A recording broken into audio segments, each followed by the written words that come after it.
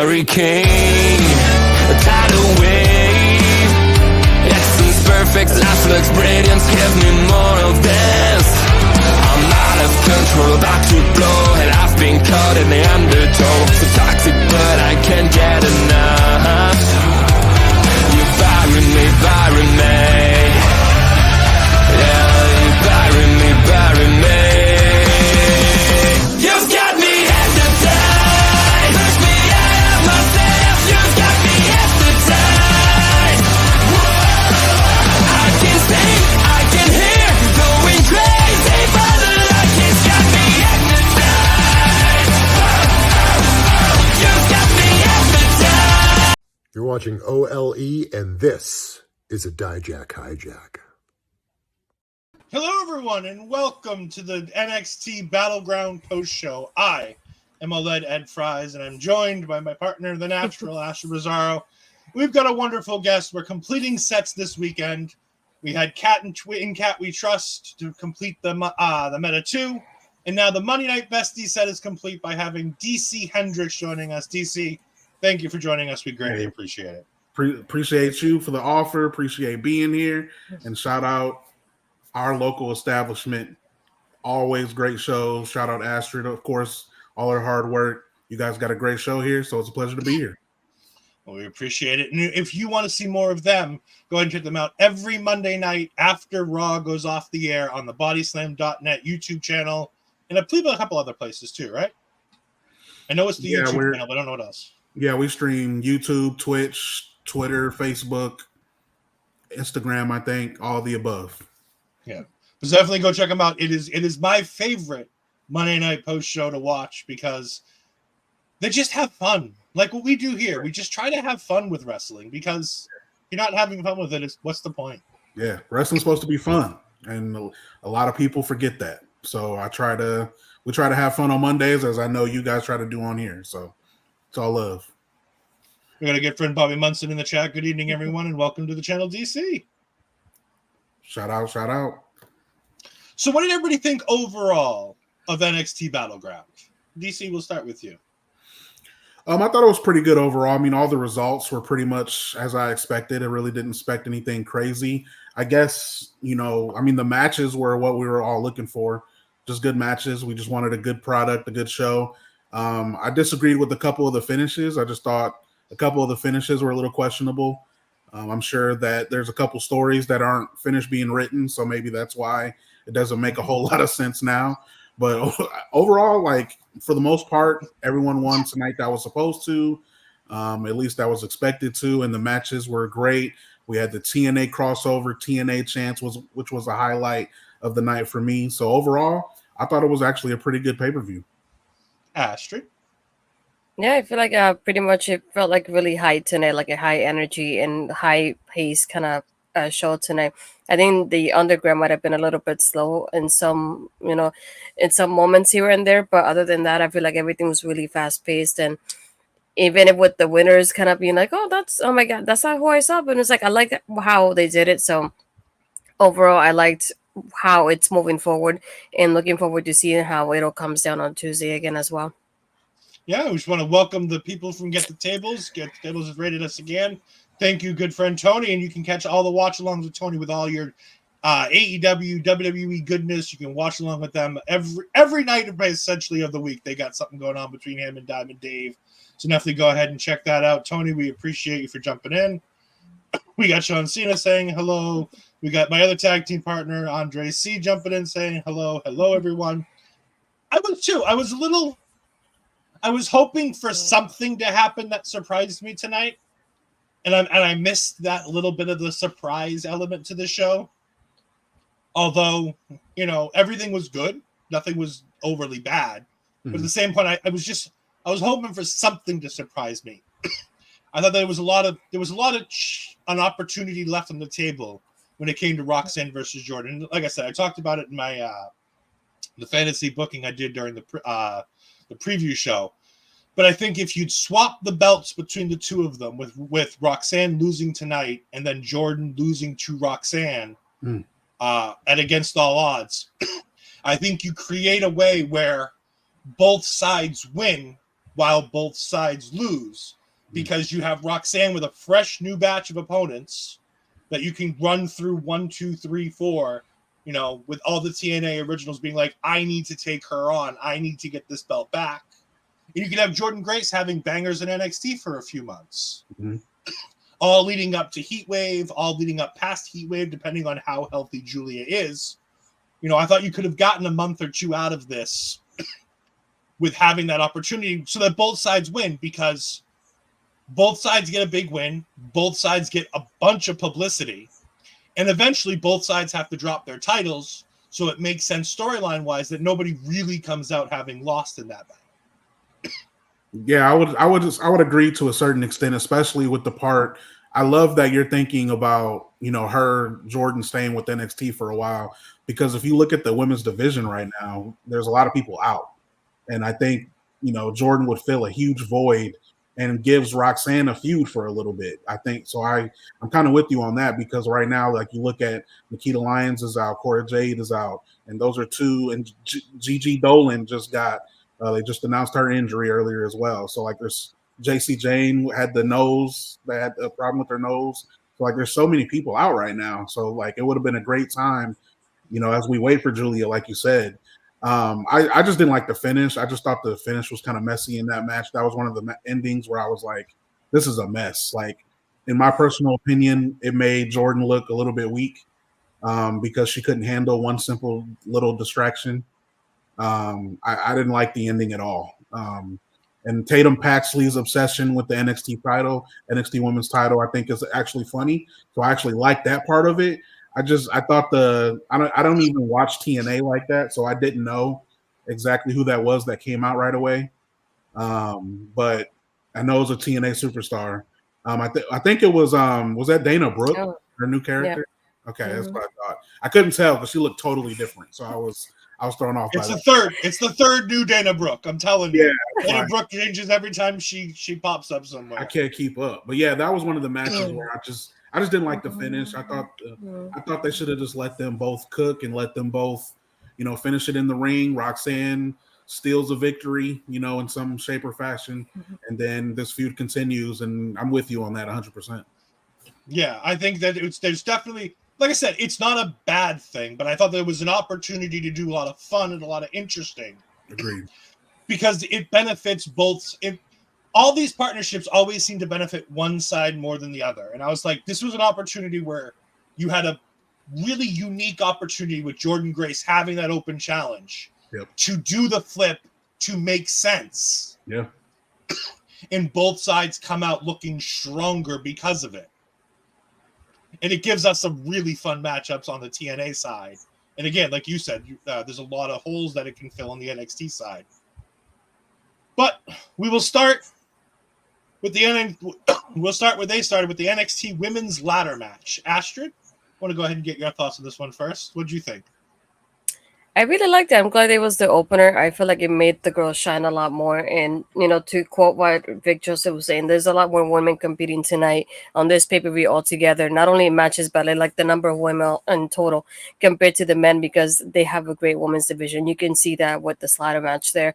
And I feel like there's people like Lash, one that's really was a highlight for me, that really showed up how strong she is. She was able to have 2-3 women on her back and still climb the ladder with 2 of them on her back, what she did. And it's just like the way that it took all of them to take her out. I really thought maybe at the end she would come back in and get the title, because I feel like usually that kind of happens. Somebody gets taken out kind of in those kind of moments. So that made me think that maybe she was going to win it. But, you know, the moments that they have one on top of the other one for the sleeper hold, I thought that was one of the moments I was like, holy crap. I think it was her and Jaida just stretching out Kelani on top of the ladder. It was another moment that I was like, holy crap. But yeah, I feel like it felt kind of quiet at first, but I feel like once they kind of picked up the pace, and it's like, I feel like they had the crowd going. They got in this is awesome chant. And it was those moments that you could hear the gasp from the crowd whenever something happened. And it's like in the soul snatchers out of nowhere, it was incredible. I really enjoyed all of it, and I'm glad the women had this, because I feel like they all got a little bit of showcasing, but one that really stood out to me was definitely Lash.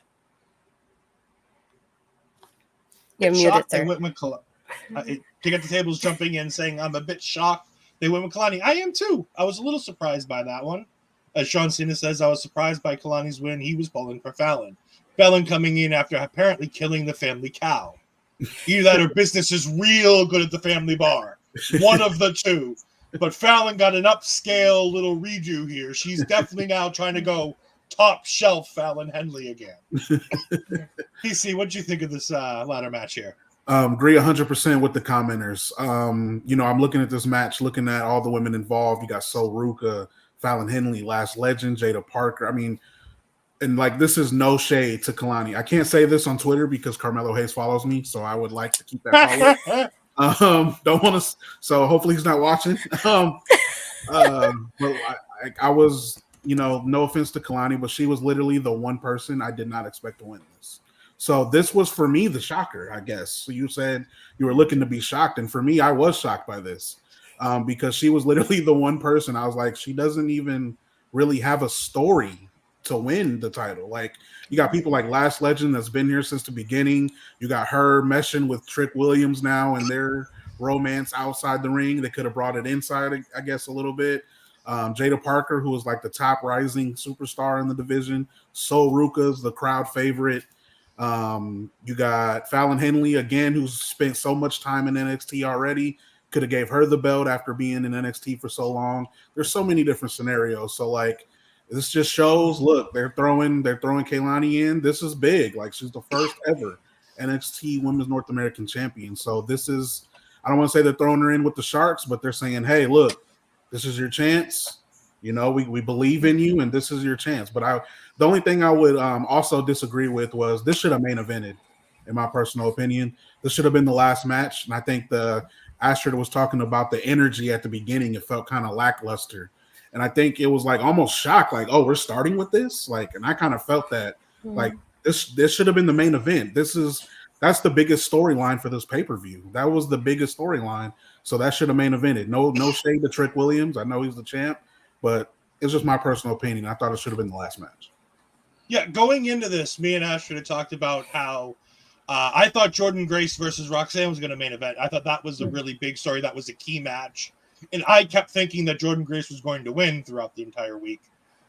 So that's why I was like, you end with that big story of Jordynne Grace. Oh my God, the NXT championship is now under the control of a TNA champion. What do we do now? Right. This ladder match was fantastic. There's just so many great oh my God moments from this. Just these women went hell for leather. Yeah. They did not hold back at all. Thank God. They killed it out there. Poor Lash and her back. I mean, maybe she was supposed to get back into this, but after what they did to her, all five of them. She didn't even like try to block it. Like, I don't even think she blocked any of it. Like, she just got like all back on that ladder. Like, that was one of the biggest oh my God moments, but I got to give the biggest, it's Ruca. Like, she sold the show. Like, the double, what is she? Soul Snatchers. Two of them back to back, like, and so smooth. Like, that is one of the best finishers in all of professional wrestling. And she stole the show with that because it just came out of nowhere. It was like a Randy Orton RKO almost, like out of nowhere. Like, I give the OMG moments tonight in that match, especially to Ruca for sure. Yeah, I really thought Soul was going to be the person because it seems to be where they want to. That division seems to be going behind Ruca for the future because I think she's the most. While she's been out for a while with that injury, I think she was almost ready for that championship push before she got hurt. I thought they were going to continue it here with giving her this to get her ready so that eventually she could take the title from probably Julia at some point. But I love the idea of going with Kelani. This is Shawn Michaels putting a stamp of approval on Kelani and going, she may not be ready yet, but she's going to be ready. She's my girl. This is the one that I'm choosing to run with. And you know what? I can't argue with the Heartbreak Kid. If that's who he thinks is the future of this business, it worked for Roxanne, didn't it? We ride with it. We ride with HBK. It worked for Roxanne. They gave Roxanne the title, and look what happened to her. She blossomed into a star. So we could be watching that with Kelani as well. Yeah, I'm very excited for what the future holds for Kelani. That was a bit of a surprise, but at the same time, I didn't feel like there was a bad choice between the 6. Like, I felt like if you go with any of the 6, there's a story to tell. If Michin gets the win, it's she's been in WWE all this time, never held a championship. Now she's got one, and she's got an instant feud with Jaida Parker, which they're still continuing without the championship, which is great. You have Sol Ruca, who's ready to be champion, and you have that, so maybe she's probably the next for Roxanne, where I just imagine if Julia's not ready, we're probably rolling with Sol going into Heatwave, depending on Julia's health. And then you had Lash, who, I mean, Lash and Jaida Parker are... Jaida Parker I've believed in from the start. As soon as I saw her with OTM, I'm like, boom, this is what we need. She's a perfect fit here. It's taken me a lot longer to come to grips with Lash Legend. on another show, on another life, on another channel, I did once threaten to quit the show if Lash Legend won the women's breakout tournament. Because I did not like Lash Legend that much. However, she has so vastly improved that as long as she doesn't do that screech thing that she does, she's one of my favorite people on the television screen. She is becoming a delight. I'm sorry, I'm clipping this. Huh? Don't forget to clip DC saying, that he's only praising Kelani because of Carmelo. Oh no! Definitely don't take that part. I need that. Carmelo's already out here fighting fools on Twitter for bashing Kelani. Yeah, I seen him too. I was like, look, that's my. I love that one where he was like, look, take it easy on this person. Yeah. Don't go hard. But you come at my girl, I'm coming for you. Yeah. He's like, I don't care what you say about me. Right. Do not talk about her. Yep, just like that. My tweet was saved in drafts and instantly deleted. I didn't say nothing. Yes, speedy recovery to Gigi Dolan with her leg injury. Hopefully all is well. It's a shame because I still feel like NXT's dropping the ball with that one, because even if she's hurt, I still feel like you could do the Miss NXT vignettes with her and just do them over a much longer period of time. Yeah, I think that was the storyline they're rolling with too. I think that's why they were originally going to do that before she got hurt, and then she got hurt, and they're like, okay, well, we're just gonna have to abruptly find a way to at least write her off for now. And I think that's pretty much what they did when she was like, skip this, I'm done, and just took all the stuff that Ariana Grace gave her. But I'm definitely looking forward to seeing her when she comes back. Yeah, she was my favorite once Toxic Attraction blew up. Obviously, my favorite was Mandy Rose, but it's another time and another life. Same. Mandy doesn't exist in WWE anymore, so no. We then move on to the tag team championship match between Axiom, Nathan Frazer, and Axiom taking on the Good Brothers. I want to sit here and praise a man who very rarely gets enough praise. Karl Anderson is a fucking machine, man. That man is so good in the ring. And he essentially single-handedly fought Axiom and did a really good job of it. Like, I know that they put Gallows to work tonight. Like, he had to work way more than he's ever used to. I get that. But Karl is so smooth working with these guys. And he's twice their age. He's been doing this almost as long as they've been alive, it seems. And he's still so good. Be like, where's the lie? No, there's no where's the lie for that one. But I do wish that we could get one singles run for Karl Anderson. Give that man the Intercontinental Championship. Give that man the U.S. title. And just let this guy go have classics, because he can. He is... People forget, he was the first person that Finn Balor and Bad Luck Fale brought into Bullet Club. That's He right. didn't bring them in as a tag team. They strictly brought in Karl Anderson into the club. That's right. This man is so good. However, Axiom is just greatness. And they did such a good job in this match with all three of them working together. I'm not counting Gallows in it. He doesn't count. The three of them working together was fantastic. I really like this match, and I'm glad that Axiom wins. We get to move on to another set of challengers for them, but it gives them a little bit of a leg up here, having beaten the Good Brothers. We do have STG saying, OLED talking about age. Look, I think I'm the senior person on this podcast, being in the 40 club. I get to talk about how old people are. And by the way, I'm praising the old guy in this scenario. I'm praising Karl Anderson and not talking down about his age. Just to make that clear for anyone. No, I'm not 40 plus 20. Get out of here with that noise, SGG. We liked you on Tuesday. Let's continue to like you. DC, after you recover from SGG being a villain in the chat, why don't you go ahead and talk about the tag title match? Yeah, I'm with you 100%. Karl carried that entire match, honestly.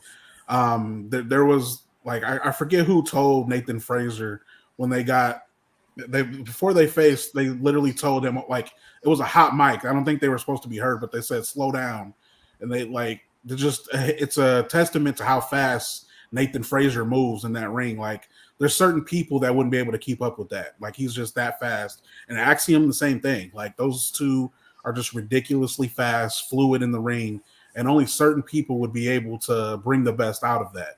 And Karl Anderson, carried that match, honestly. Like, just could have just made that a handicap match. It might as well have been, because Gallows didn't do anything. With you 100%. I don't remember anything Gallows did in that match, like anything.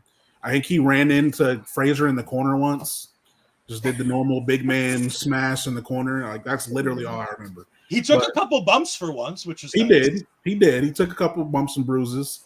But yeah, you're 100% right. The outcome. This is one of the matches where you have to get it right. Like while I'm with you that Karl definitely deserves some gold around his waist, I just don't think the NXT tag titles really match what he deserves. I think he is much bigger than that. I think he deserves more than that. So I'm with you on that. But Nathan Frazer and Axiom definitely was the outcome to have. They shine, and I'm looking forward to who's next. I really have no idea who's going to be next because there's so many tag teams in NXT that they're all trying to build up. But I'm just looking forward to watching them two build and grow even more as a tag team. Miss Astrid. I was thinking, watch us get like a battle royal this week for the number one contenders of the tag teams. There we go. Because that's something NXT likes to do when there's nobody around to like handpicked. When they don't have a plan, that's the go-to. So if we get a battle royal, now you know DC. No, this was another one that I really enjoyed it. I love Axiom as a tag team. I love how quick and fast paced that's what I love, and that's what they're giving me. And I love seeing that. And there's no way I would have rooted against them. It's like they did so great. Especially, I love the part when Nathan just jumped from the middle of the ring to save the match, and they actually pointed out how he went like more than halfway through the ring just to save the match. And even the ending is like I just love how they do the finishers together. Just like it looks so beautiful and so lovely. So there was like I think 2 close calls when Karl was pinning them. And I was afraid that they were actually winning. I was like, no, I don't want my boys to lose their titles. So I was very glad that they were actually able to help each other in such a way that it just worked out so well. And I'm really glad. But this was one of those that I was hoping from the get-go that Axiom would retain, because I really, as much as I like Karl, I don't want the OC any other tag titles right now, at least with this tag team, because they're doing so well. And the funny part is, like, I had never thought about them being a tag team because I love them both as singles competitors. So being as a tag, like, I love their styles because they're the same to me, but I never expected them to be a tag team anytime soon. So to see them now, I don't want the titles off of them anytime soon. The same but different is Nathan Frazer and Axiom. They are 2 sides of the same coin. We do have Mama Fry's quote of the night here going, "No man needs to have that long of hair," while talking about Nathan Frazer. to which I then explained that her, his mentor is Seth Rollins. To which she goes, "Oh, well, I'm glad he doesn't come out dressed like a girl like Seth does." So nobody has style like Seth. Nobody has style like Seth, and Mama Fries is not feeling Seth's style. That's okay. We don't all have to feel Seth's style. If Karl and Luke won tag team gold, they should no gold for Luke Gallows. No, we don't want Luke Gallows getting any gold. Nah. Why are we gonna I'm not the biggest fans of A-Town Down as a tag team. They're fine. I like both of them individually. I think both of them individually are the future of this business, and they're great. But no. A-Town Down is not losing to the OC. No. We can find 2 other guys. I'm sure there's 2 guys on speed that can take those titles off. I'd like to see. I think the Street Profits, the Pride, whatever they call it these days, I think they're going to be the ones that eventually take it from them. Especially now with it looks like Austin Theory is going to be a babyface now, so that's throwing me off.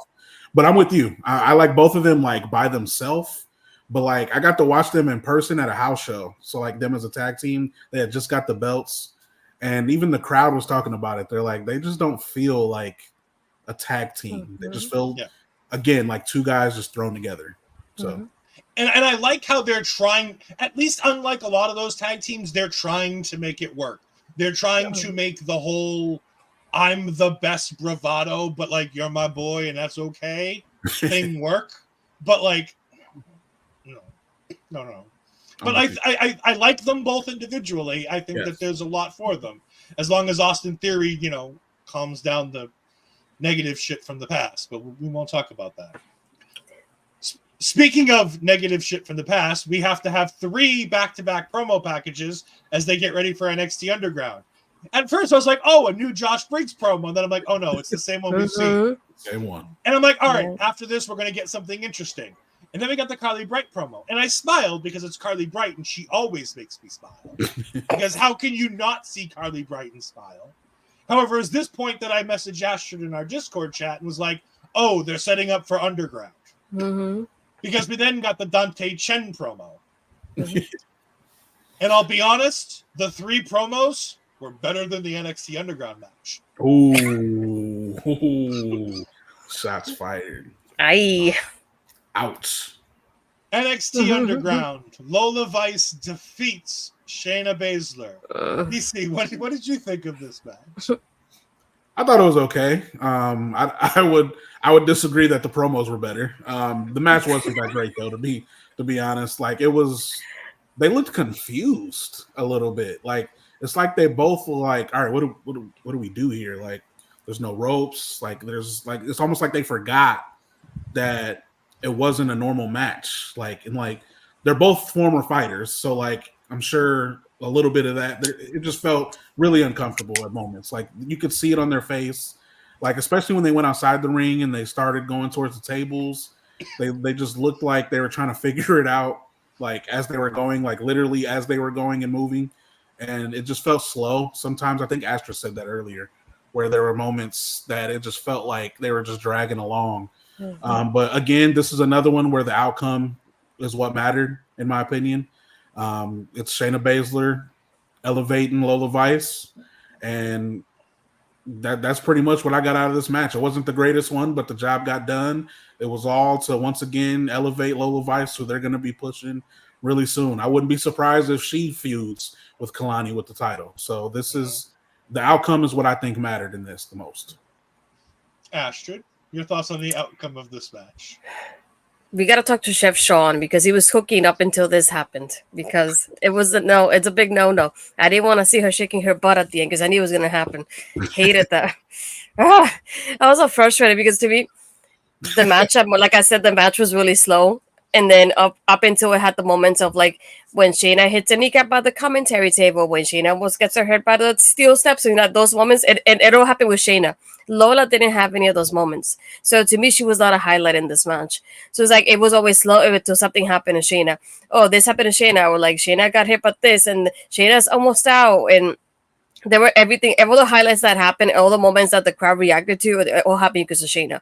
So I was like, and then the match, it felt slow up until that moment happened. The people started gasping when those little moments happened here and there. So I was like, in a way, I feel like Lola at the same time, I feel like she did well in this match because this is her environment. But this is something I was talking to Mel as I was talking about the match to her. It's just like, we're not going to always have an NXT Underground match to make her stand out. She needs to do better in the ring because she's going to get these regular matches on a regular basis. This only happens every now and then. You're not going to always do an NXT Underground where everyone refused to end it because now it's going to get boring and repetitive. when by knowing then they might do that. So you never know. But it's just like I really don't want to see that every time with her because this is the moment that we're gonna be out. She's gonna win because it's NXT Underground and that's her environment. Like I don't want to see that either. And it's just like it just frustrated me because I kept thinking I want her to be like this in a regular match. Why don't we get that version of her in a regular match? And again, it's like this is one of those that I was hoping Shayna would win because like why do you have Shayna in there? She just beat Ronda recently. She's supposed to be the baddest woman on the planet. She's the first one to transition over from MMA to WWE like this, and then you have her lose to Lola. And I was like, I get why because you're uplifting Lola and showcasing her, but it's like I didn't want Shayna to lose this. I feel like it wasn't for her to lose it. But it just that part is just disappointing. And they're like, oh, she doesn't know where she is. She doesn't know that she lost, and she's confused. I was like, I'm sorry, I'm not buying what you're selling me. I really am not. A couple months ago, Shayna Baszler defeated with relative ease Masha Slamovich inside of Bloodsport. And you're telling me that I'm supposed to somehow believe in the same world where Shayna Baszler beat Masha Slamovich that Lola Vice beat Shayna Baszler? No. I can't. I can't swallow that pill. More importantly, if that wasn't enough, the foregone conclusion that Clash of the Castle has now become that Jade and Bianca are winning that match. I love the Unholy Union. They're not winning in Scotland. Sorry, girls. You're on the card. Good for you. You got on your PLE. Same for Piper too, unfortunately. Yeah, same for Piper. Probably the same for Drew, but that's a much different discussion. Mm-hmm. But the one chance that you had of potentially having some friction between Jade and Bianca and have somebody steal the title and have Shayna and Zoe steal it is completely gone. If you can't beat Lola Vice in an MMA style match, there ain't no way in hell in a wrestling match you're beating Bianca and Jade. And then to see her dancing afterwards, just that stuff's driving me nuts. Like it's, I knew it was gonna happen too with Sexy Red being the host of NXT Battleground. I knew it was gonna happen. I kind of wish she would. I mean, I know that's part of her. She's always done it, even when she was a fighter. So like, I get it. That's part of who she is. But I actually thought the outcome was good. And even the ending where Shayna lost, but she really, it felt like the ref stopped it too early. Yeah. So like, it didn't really feel like she was technically beat. It felt like Gunter and Randy Orton, where Randy was pinned, but his shoulders weren't down. So like, it's still up in the air. So I kind of felt like the ending actually fit. So I'm actually with it. I just thought the match overall was just kind of meh. I'm kind of with Astrid on the possibly playing out the underground style. Like this is what, the third time now in like a couple of months. Like Eddie Thorpe and Dijak did it just a few months ago too. And then you got Natalya and Lola, and then again with Shayna Lola. Like, I know the UFC partnership, I get it. TKO, I get it. But like, we don't have to do this every other month. And I like the underground match. Like, I like the style of match. I like the way I like how different it is. They removed, not only do they remove the ropes, there's no like camera on the crowd. You can't see any of that. It's just the PC people around the ringside. I like all that. I just feel like it demystified Shayna Baszler too much. If it was a regular match and Lola like cheated to win, I feel like that tells the story a lot better, because that's not technically, like, that plays more to Shayna's character, because Shayna hasn't really adapted a whole, like, she did well in NXT, but on the main roster still really hasn't done a whole lot. Because like, you could almost play that story where like, look, you can be good in the octagon, but this is my ring. I own this world, and Lola could have won that way. So maybe it just didn't need to be underground. It could have just been a regular match. Yeah, it's just I'm a big Shayna Baszler fan, and I was just like, but like you said, it's all in the effort of making Lola Vice more elevated. And God, this experiment better work. This experiment better work because I'm on my last straws with Lola Vice right now. Like, I texted Astrid. I'm like, I don't normally root for people to lose their jobs, but Lola Vice is pushing me to that edge where I'm going to start wishing she loses her job because I don't know how much more her I can handle. We then, coming out of the NXT Underground, get a couple more promo packages. We get the Eddie Thorpe promo package. Sexy Red and her crew are backstage, and Kelani comes back, and they talk about going partying in Las Vegas, and Sexy Red grinds on Kelani, I think happened. It was weird. I don't know what happened, but she was trying to twerk on Kelani, but Kelani was forward, so it looked weird. I don't know what the hell's happening. But Sexy Red and her people leave, and I hope that's the last we see of them. Unfortunately, it's not. But I wished it was the last we saw of Sexy Red. By the way, I'm not a Sexy Red fan. I don't know about you, DC. No. That is not my age demographic. They had the promo packages for Sexy Red coming to your town with a tour, and I'm like, please, I'll pay to her not to come to my town. Is there amount of money I can pay for her not to come here? I would as far not, away from me as possible. If Sexy Red did a concert in my living room, I still wouldn't watch. No, I'd be somewhere else. Right. I'd find anywhere else to be. I'm sorry. That is just not.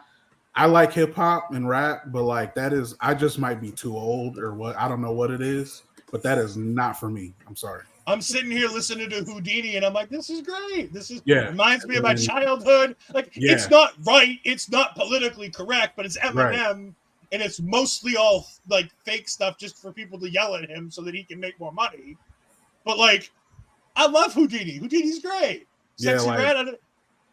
I grew up listening to like Kid and Play and the old school. So like the Sexy Red stuff just ain't for me. Moving on to things that are for all of us. The North American Championship match between Femi, my man Femi. Oh, I love Femi so much. Joe Coffey and Wesley. DC, why don't you go ahead and talk about this match? What did you think here? I thought this was match of the night. I didn't expect it to be. I really thought the ladder match was going to steal it. I feel like I said earlier, I feel like the ladder match feels the main event. It would have been a different vibe and would have changed everything. But this match for me stole the show once again. Femi again.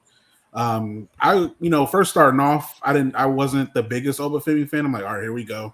Another big guy doing big guy stuff. I'm big.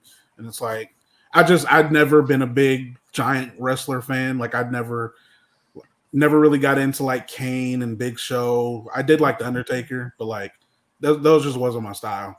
But Femi is he's another level. Like he's like athletic and big, and there's not a lot of people like that. There's not a lot of people that have the athleticism, the power, and he's great on the mic too. Like dude cuts some good promos. Like for a young guy and for as short of a time that he's been the NXT champion, like he is growing on me. So I was really hoping he retained tonight. So once again, some big bright spots in that. I feel like him and Wesley work tremendous together. So please book that rematch. Please give me that one more time. Give me Femi Wesley one-on-one. But it looks like Wesley gets attacked after the match by Gallows. So it looks like we're going to get a Wesley Gallows feud for a little bit. But that match to me was match of the night. I feel like all three had bright spots. All three looked great in that match. They all three also had storylines that mattered, that could have gave them the victory. Like Wesley, obviously, greatest North American champion of all time. Him coming back, he could have won. That makes sense. He's Wesley. Why not? And Joe Coffey, I think, for people that enjoy him, including myself, are waiting for his moment. I feel like he is a guy that deserves some gold, and I think that is going to happen to him eventually. But Femi shines once again. Gallows wasn't enough to stop him. There was no disqualification, so Gallows tried to help Joe win, and it wasn't enough. Femi gets right back up and attacks them, knocks them out, comes back in and finishes business. So I feel like we have just begun of the phenomenon of Femi. Can we talk about there's two moments of Femi that I have to talk about. The first one is on the second rope. He picks Wesley up over his head, throws him out of frame on top of Joe Coffey while jumping off the second rope. Just what kind of like we're talking about agility, somebody that's like strength, 6.5 feet power, tall and like 300 pounds. Like, and he can do all that. And then he had. I'm a big Marvel fan. I host a show on here, Marvel Talk, where we talk all things Marvel. And I texted it to Astrid. I'm like, oh my god, they've just turned Femi into the Incredible Hulk. Because after Gallows beat him down, and he does that little like rise up behind them like Keith Lee, and he grabs them and he pounds them and he starts throwing them around. I'm like, oh, this is his. You don't want to make me angry. You won't like me when I'm angry. Like he's like, at first I was playing with you all. Now 4 of you are trying to beat me. Oh, let me show you how this works. And he goes in there and decimates everybody. The pop-up powerbomb to Joe Coffey. Like, it's not a pop-up powerbomb like what like Kevin Owens does, where he like brings them up and like just starts like sort of starts to powerbomb and just lets him go. No. He throws Joe Coffey in the air. And Joe's a big boy. Oh, I love Femi. I've loved him ever since I saw the vignettes of him throwing couches. I was like, I was sold when I saw this man throwing a couch. I'm like, yep, that's the kind of guy I can get behind. But you're right, DC. And on here, I keep saying Femi is what they hoped Omos would be. Yep. He's the Nigerian giant they hoped Omos would be. Yep. He's power. He's strength. He's agile. He can wrestle. He can talk. Yes. He does everything they need that they wanted Omos to be. And all you need to do is pair this man with MVP. When you bring him to the main roster, hopefully not too soon, but sooner than I'm going to want, he's going to the main roster. Drop Omos. Don't even explain where he went. Don't explain why MVP's not with him anymore. And just have MVP mentoring Oba. I think that will be a fantastic pair. Not because Oba can't talk, but because MVP brings just that little bit more. Yep. That he can teach him those little bit of extra things that, because we've talked about how sometimes the crowd gets in his way when he's trying to cut a promo.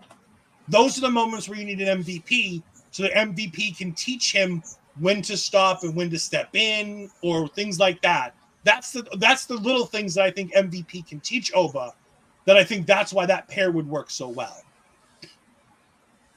But Femi is just, he's my favorite. I love that man. He's so nice. He's my black brick wall, and I love him. Oba's awesome. I do wonder why they keep throwing him in triple threats, though. Lack of confidence. Maybe like he does the singles matches. Like he started doing all singles matches, and then at WrestleMania it was the triple threat, and then I think this was supposed to be him versus Wesley with Joe Coffey taking on Trick Williams, and then I think things started to domino. I think at some point that dominoed because I know people keep telling me it didn't happen. I still remember a moment where Joe Coffey took credit for taking out Noam Dar on NXT television. People tell me it didn't happen, but I'm sure it did. It did. No. But Astrid, what did you think of the triple threat match? You know, when I saw oh my god, when I saw Joe in the air from that Papa Powerbomb, I thought about the slingshots that we have here as a ride and how high you can get. That's how I thought Joe would look like. He is part of the slingshot. He was up there and he's all the stars and everything. And he came back down and I don't know how he's alive, to be honest. Because that one it had a little bit more oomph than the one from Wesley did, which was before that one. So when I saw the way he landed, I went, no. And then when he pinned them, I was like, oh, you definitely pinned that one because it was a little bit more than Wes's. But one thing, I guess to kind of reply to what Get the Table is saying, it just feels like I don't think it's him. I think it has to do more with the title because we're used to the North American Championship. It's usually like a multi-man type of championship. So it's pretty rare when you see a one-on-one match for the championship. It's like, I know that Oba tried to play it off with like, oh, let's do a one-on-one because that's how he is. And he's like, I'm not Wesley. I'm not going to do those multi-man matches on purpose because you're you and I'm me. But it also feels like the championship kind of goes that certain way. And one thing that I love about NXT is like whenever they have these multi-person matches, especially like anything like this one that's like a three-way, that there's rarely any time in the ring when there's only two people there. They also have that back and forth that there's always, at least all three of them have some kind of action going on, and I really love that. There's no moment that it really slows down for somebody to like get in the corner and rest. It like, let's go go go as it happens there, and I really enjoy like the high pacing energy from the matches like this. And again, it's like Oba is he's just a monster, to be honest. It's the best way I can describe him, like in a good way, obviously. But he just does so incredibly well in such a little time. And I feel like he's growing and growing more with that championship as well. So it's like I didn't see him losing this championship. I could see him retaining it. Like I see Gallows getting involved, but I just didn't know how the ending was gonna play off.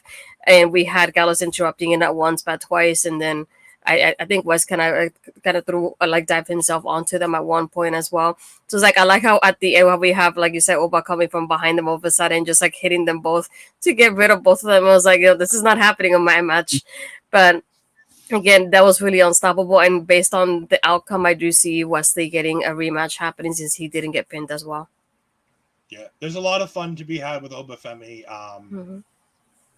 Just a whole bunch. He's just delightful. He makes me smile like Carly Bright every time I see him. We got Get the Tables coming in saying, I know a lot of people have said Braun looks like a young Brock, but Oba looks like maybe. Let's hope he has less penchants for the yellow liquid than Brock does. But you know, let's leave that there. But no, I mean, young Brock seems like a half decent comparison. Young Brock was a beast. Was the next big thing was certainly a time period in WWE that will never. I remember the commercial of him slamming the shark, and I go, "That's not CGI. I guarantee you, he grabbed the shark out of the water and just F5 the shark." Like that's the kind of thing that I saw with like young Brock at that time. I'm like, no, that's real. That's not a CGI. That's not. Oh. We then get our crossover moment of the night, the Women's NXT Championship match. Jordynne Grace versus Roxanne Perez, where Roxanne Perez retains her NXT Women's Championship match. Astrid, what were your thoughts on the match? I mean, I loved it. I know the ending was a little bit, I guess, like, I don't want to say messy, but it was like a little bit too much in that sort of way. I did like the part of Tatum going and like looking at the championship and taking it with her, but I having Dana in there was something that was unnecessary for me, because not only that, but we hear Vic saying, "Oh, it's Dana Brooke. Oh, it's the Ash by Elegance," and I go, "Which one is she? Which one? Pick one, because you can't be both people." And it's kind of awkward being with her recent release that happens like that. But again, it makes me go back to the point that I think Tatum is the one that's going to answer that open challenge out against the Laws. It's like her love for the championships is going to get her towards that match, and I can see that happening. But overall, I enjoyed the match. DC, what about you? What are your thoughts on this one? I was expecting a little bit more out of the match, to be honest. I was okay with the outcome. I know a lot of people wanted Jordynne to win. I knew she wasn't going to win. There's no way Roxanne loses the title this early, the way they're building her right now. And she's another one too. Like, I'm going to get some hate for this because I know everyone loves Roxanne and she is like so over with the WWE universe. But like, it took me forever to get on this bandwagon. Like, honestly, until her feud with Lyra, like that's how long it took. Like, I did not like babyface Roxanne. I thought, and which is fair. I mean, she was young and learning, and like I think she was still finding herself. But her as a heel, when she first turned heel, I was like, okay, this could be different. But like, I am, especially today, like her moveset has grown a lot. She's doing new moves that she definitely did not do. Like that springboard moonsault she does from the corner now, when she jumps up on the turnbuckle, then jumps on the rope, and then does the moonsault. She did that tonight, and it was so smooth. I was like, look, this is what I want to see. Like, she's doing some new stuff. And I'm really growing with her character. And I think tonight it shined once again. Her attire was fire. Like, I think she has finally found a character that matches what she wants to portray. I think she has finally found that character. So I'm 100% okay with her winning. I think the match was pretty good. I'm with Astrid, though. I said that earlier. I thought the finish was really messy. And in my personal opinion, made Jordynne look a little weak. I thought she looked stronger in the Royal Rumble match, to be honest. So, like, I think you don't put her in this match unless you want to make her look strong. Otherwise, when you try to do these crossovers, the crowd isn't going to think too highly of it. because, okay, well, what are you going to do this time? Are you going to lose again? You know, I don't know. I was hoping for a little bit more out of the match. I thought they worked well together, but I think it was just the ending really that really kind of took the vibe off a little bit from the match. Yeah, I jokingly told Astrid in our chat, and it did not go over well. 1-star Roxanne wins, 4-star Grace wins. I've not been behind the the Roxanne Perez heel character. I'm the exact opposite of DC. I connected entirely with because the whole story for Roxanne Perez is I'm the 13-year-old girl who was on Total Divas. I'm the 13-year-old girl who would take the Greyhound all the way down to Booker T's training school. That's a baby face. That whole thing, that whole vibe is a baby face. It's, I want this. I've done everything to be here to do this. That's a baby face.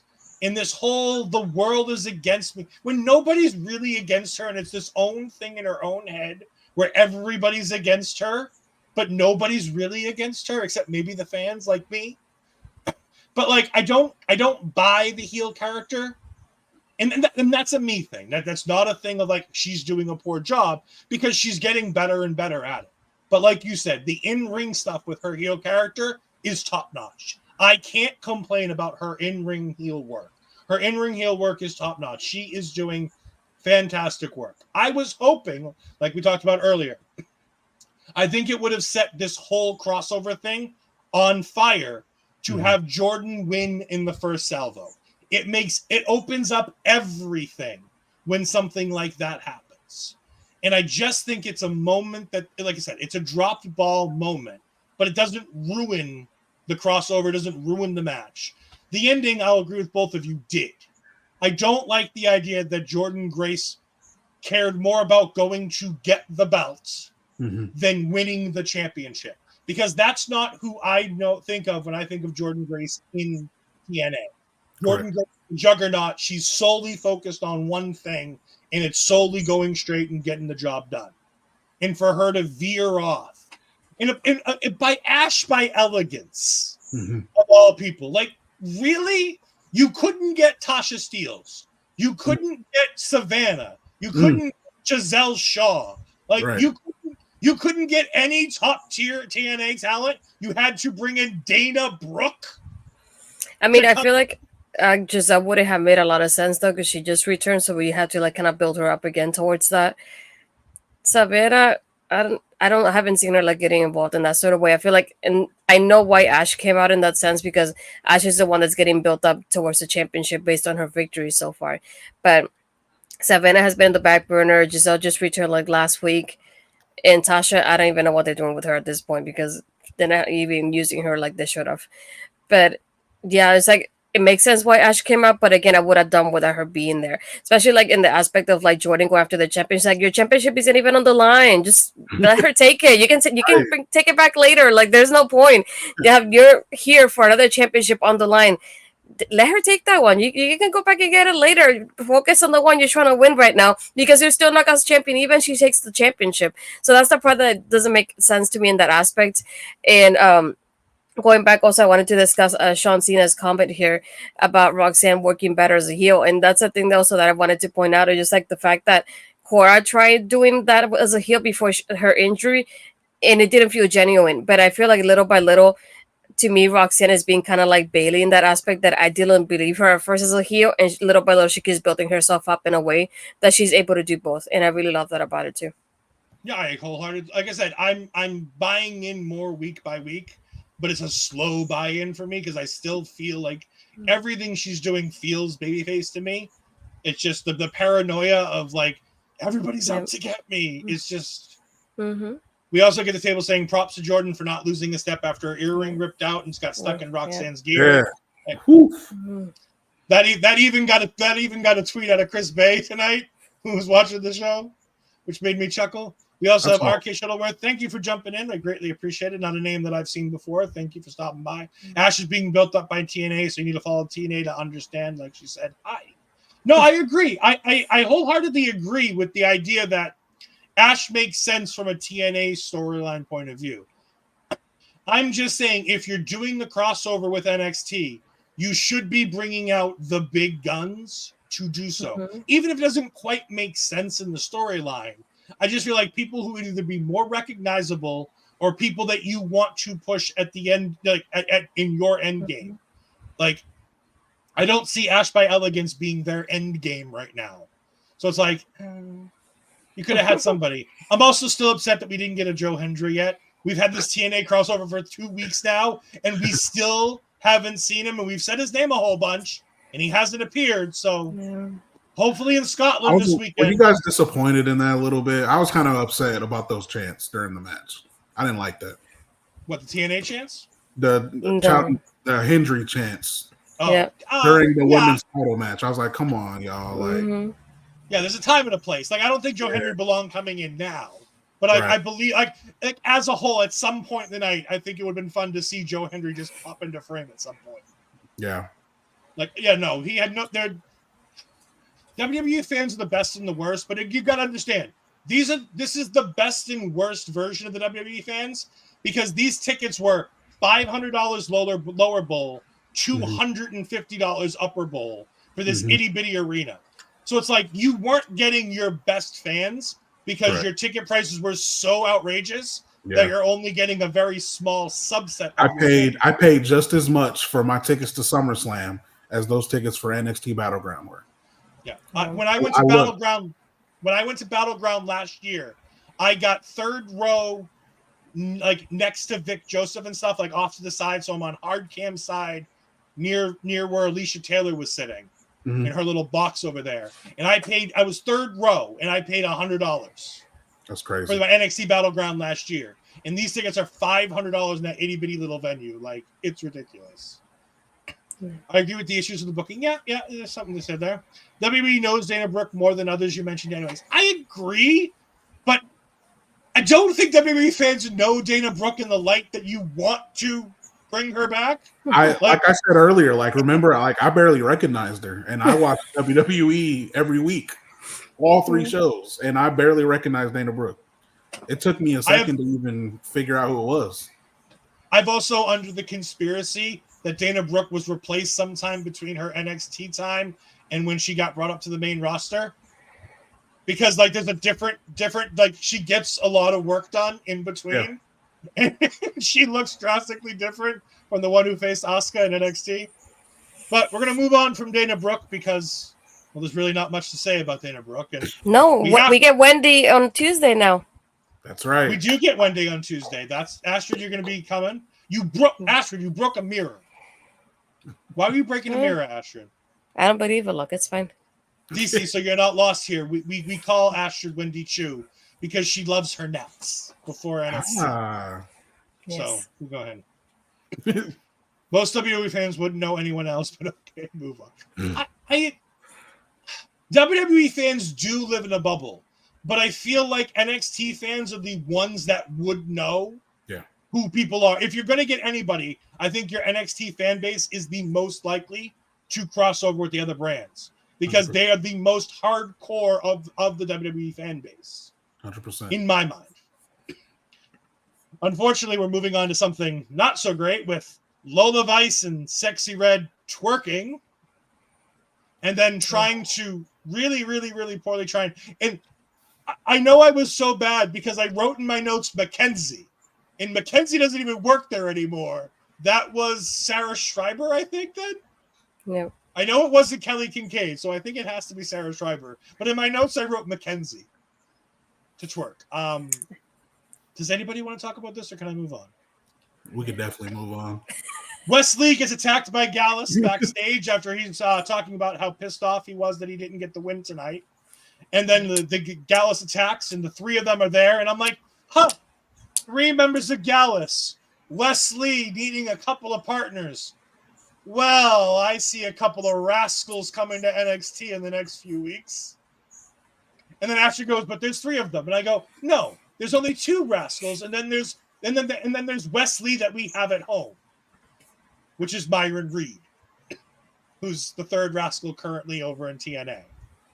Perfect time. I love Myron Reed, but Myron Reed is definitely Wesley that we have at home for those kids that want to like.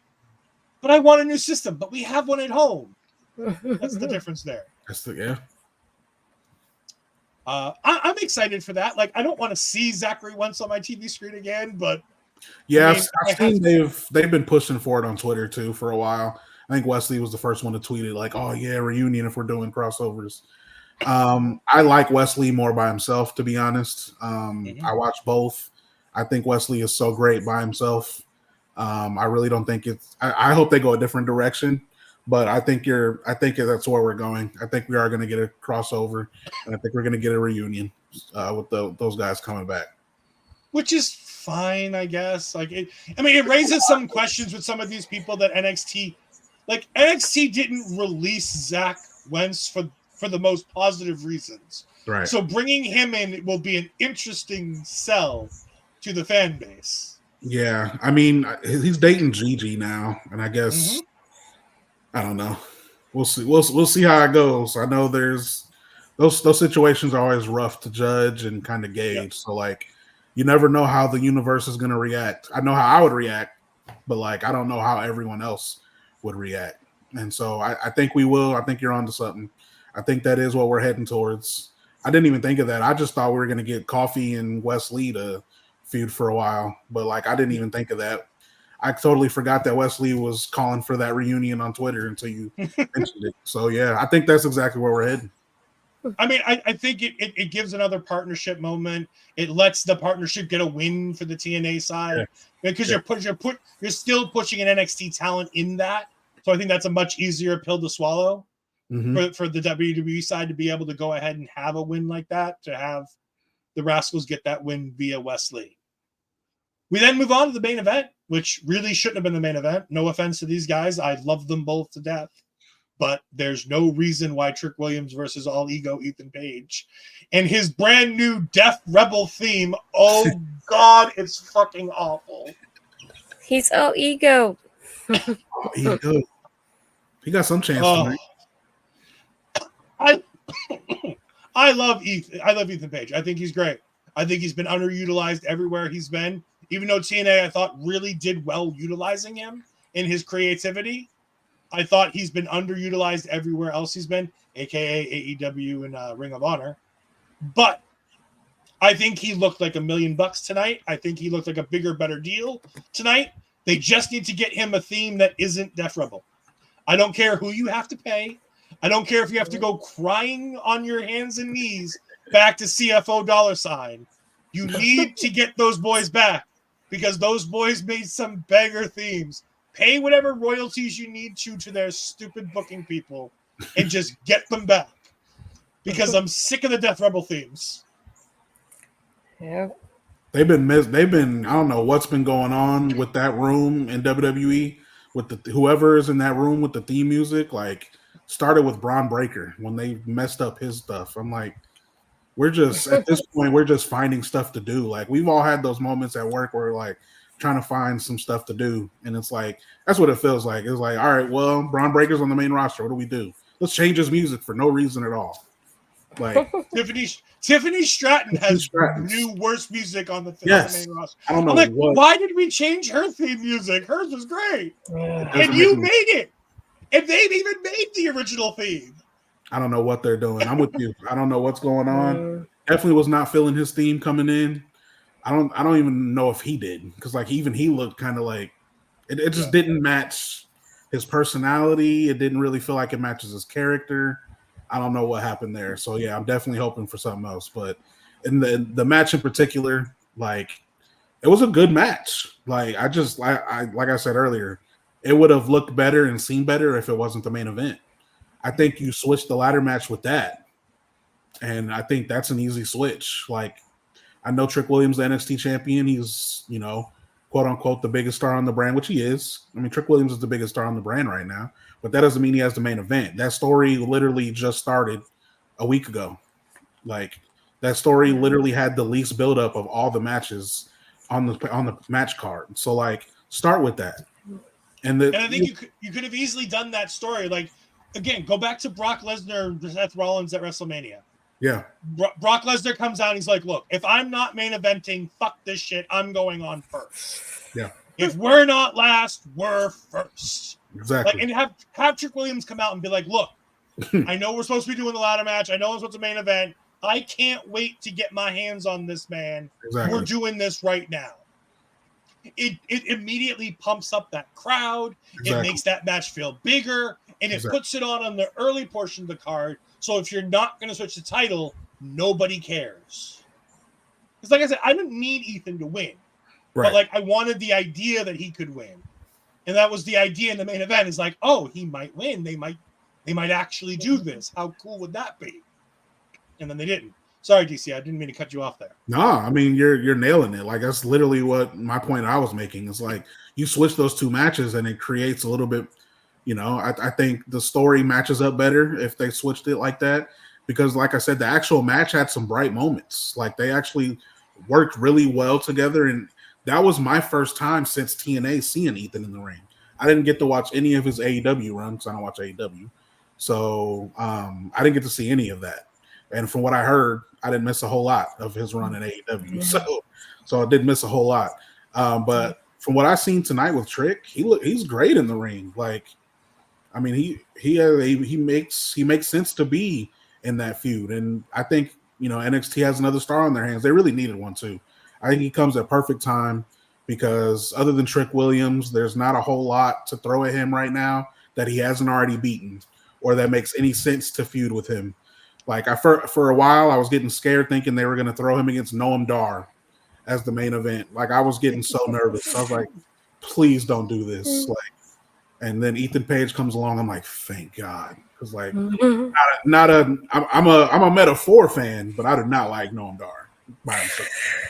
So like we talked extensively one night when we realized that they were building to a battleground match between Noam Dar and Trick, and we're like, you're literally going from Ilya Dragunov and Trick Williams to Noam Dar.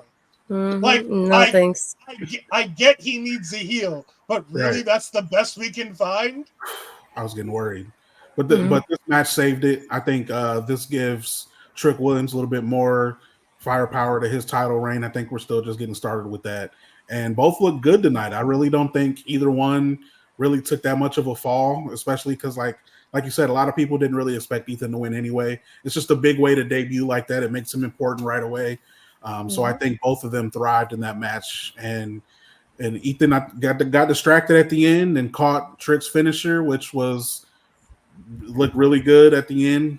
Ethan definitely looked like he was ready for it and, reacted to it really well.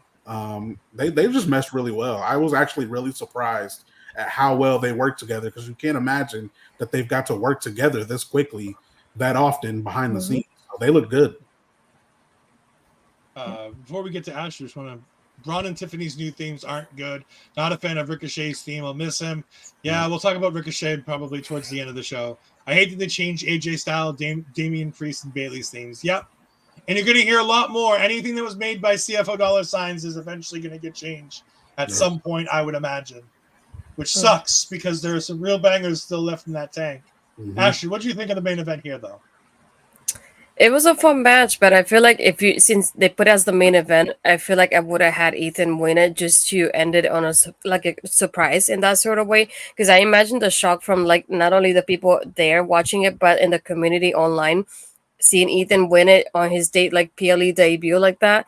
I feel like that would have caused a buzz that you kind of wanted to get out of this pay-per-view. Because if you're gonna put this as a main event, you need to end it with like a shocker or something that's gonna leave it like kind of like a cliffhanger in a way to get people talking. Because if not, then that would have mean like Roxanne and Jordynne could have been the main event, or the women's match could have been the main event. The ladder match was like, because those were in a way more like they had something to them. There was a surprise to them, and they could have ended with that exclamation point to the end. And that's the only part that I would have changed about this. I mean, if you're gonna make it like this, then give us a surprise, give us that exclamation point, give us a little something to make it more meaningful. Because like DC was saying, this was the match with the least built up that we had. So it's like the least you could have done is like do something here to make people talk about the match when it was done. Because people are gonna say, "Oh, Ethan is in NXT. That's amazing." People are gonna have discussions here and there, but for example, apparently like even off screen or attacked Ethan again afterwards. It's like something like that or just trying to get in there and costing Ethan the match, when maybe we'll talk about the match afterwards because something happened during the main event, not just like a clean finish, to put it like that. So I feel like I would have added something a little more there. So it's like, I don't know what happened with Chef Sean, if he was falling asleep when this happened and then he missed out. I don't know, but it's like he was not cooking for the ending of this match. That's the only thing I'll say. You know what? At this point, Chef Sean was backstage with Sexy Red, and he was getting distracted. I don't know if you heard the quote, but apparently there's a quote that Sean talked about how if this were 30 years ago, it would have been a different story with Sexy Red or something. I saw the headline. I'm like, I don't even want to go into this, because if I do, I'm going to go down a bad rabbit hole, because I remember Sean from 30 years ago. And that man was a menace, and there would have been a whole different main event for this pay-per-view, and it would have been bad. But no, I like this match. The match itself is great. The positioning makes it worse. In the main event, you expect something to happen, or you had a better match. Like, this match was good. It's 3.5 stars. It's that this is a really good quality match. Nothing bad happened. Nothing great happened. It was just a good match. The ending made perfect sense. All ego Ethan Page gets in his own way because he's all ego, and he takes the trick shot right to the face. Perfect ending. That makes sense. It still keeps Ethan strong. It lets it go on. I would have preferred the Oro Mensa thing to happen on screen as opposed to off screen, because we've now had 3 Oro Mensa attacks on Ethan Page, and all of them have been covered by social media. And I'm like, you're now going to set up a feud between Oro Mensa, Noam Dar, and Ethan Page, all set up by things that were started on the internet. You have television, just use it. No reason you can't have this man attack him on television. I don't get it. Yeah. Sean, this was alone. Yeah, I'm with Astrid. He might have been asleep and backstage or enjoying himself too much with Sexy Red and Lola Vice backstage or something. Yeah. Because I'm with you guys. Like I said, I think everything happened tonight that was supposed to. I guess to just summarize, I would have changed around some matches, and just to make it simple, I would have just switched the beginning and end, just to make it simple. Yeah. So, Mr. DC, can you go ahead and let us know where we can find you? Because I forgot to make a graphic for this. I'm going to make it as you speak. So can you tell us where we can find you on the internet? Yeah, so I'm on Twitter/X at DC Hendrix. You can search me on Facebook as DC Hendrix. Instagram, I'm at official DC Hendrix. And then definitely check out, I write as well outside of this for Daily DDT. You can check me out at dailyddt.com. Just search my name. You can find some of my work there. I do, as they said earlier at the beginning of the show, I host a Monday night Raw post show each and every Monday night for Body Slam with my amazing, lovely co-host Amanda Savage. Every Monday night we have a little bit of fun after Raw and try to recap our lives too, because we both got some crazy lives outside of wrestling. We just try to have fun. We don't take ourselves too seriously. So each and every Monday night, be sure to check us out around 11, a little bit after Raw. Just check us out on the Body Slam channels, and that's where you can follow us. So I'm just going to put it all in there for people while we go ahead and Astrid, why don't you tell the people what you've got coming up this week? This week, I know Tuesday we'll do Taking Over again, talking about the post Battleground scenarios that we have in NXT. But if you go on my YouTube channel, I have a new episode of Ladies Fashion Showcase with Mel that just happened over the weekend as well. And yeah, all the interviews will be there as well. Anything I've had 3 that I've put on my YouTube channel so far, so you can check those out. You can find me Twitter and Blue Sky as astridpizarro, Instagram and Threads astridpizarro20, and I get just like these things that you can go on Body Sam's YouTube channel. You can find all my stuff there, so you can support there too. And of course, you can find me this Tuesday with Astrid, like she said, but you can also find me this Wednesday on Marvel Talk, as we have the episode where we are doing our Marvel MCU rebound, where we are going back all the way to Captain America and the Winter Soldier. We're going to be talking all about Cap 2 with our good friend Lauren Goodnight. So me, Andre C., and Lauren Goodnight are going to be recapping we figured for Pride Month we needed to get the most, bromancy that we could get for the MCU. That is, of course, the bromance between Steve Rogers, Sam Wilson, and Bucky Barnes. There's no better bromance in the MCU than those three guys. You can also find me on Twitter at edfries12584. Find me on Twitch at twitch.tv/edfries2002. But like I said, we want to go ahead and definitely give some love to DC Hendricks. Thank you for joining us. This has been a whole lot of fun. We greatly appreciate it. Appreciate it. Thanks for having me. All right. And we're going to get out of here because it's after midnight and we don't normally go this late. I'm sure we're all pretty tired. So we all got work in the morning. So we're going to get out of here. Thank you all for joining us. We'll greatly appreciate it. Talk to you later. Goodbye.